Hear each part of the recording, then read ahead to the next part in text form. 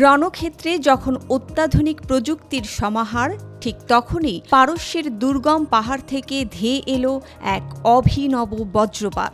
নিয়মিত কোনো বাহিনী নয়, বরং ইরানি যাযাবরদের সাহসিকতায় ধুলোয় মিশে গেল পেন্টাগনের দুটি ব্ল্যাক হক হেলিকপ্টার। ৩৫তম দিনে এসে যুদ্ধের ময়দান কি তবে এখন সাধারণ মানুষদের দখলে? ওয়াশিংটন কি তবে ভুলেই গিয়েছিল ইরানের প্রতিটি ধূলিকণা এখন এক জীবন্ত বারুদ?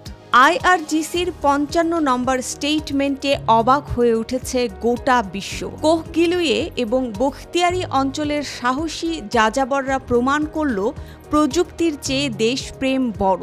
ভূপতিত হওয়া F-35 বিমানের পাইলটকে উদ্ধার করতে যখন দুটি ব্ল্যাক হক হেলিকপ্টার ইরানের দুর্গম পাহাড়ে হানা দেয়, ঠিক তখনই আদিবাসীদের নিখুঁত আক্রমণে অগ্নিপিণ্ডে পরিণত হয় মার্কিন এই আকাশ দানবগুলো। কোনো নিয়মিত সেনা ছাড়াই পাহাড়ের ভাঁজে এখন মার্কিন দম্ভের সমাধি।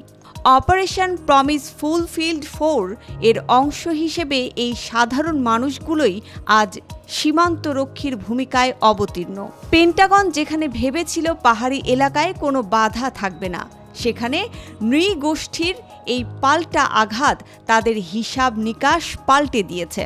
মার্কিন কমান্ডারদের উদ্ধার অভিযান এখন পরিণত হয়েছে এক করুণ ট্র্যাজেডিতে।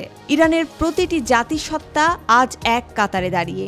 বখতিয়ারি থেকে শুরু করে প্রতিটি নৃগোষ্ঠী এখন মার্কিন ও জায়নিস্ট সন্ত্রাসীদের বিরুদ্ধে প্রতিশোধের নেশায় মত্ত। এই জাতীয় ঐক্যই আজ তেহরানকে অপরাজেয় শক্তিতে পরিণত করেছে। বিজয় কি তবে একদম হাতের নাগালে?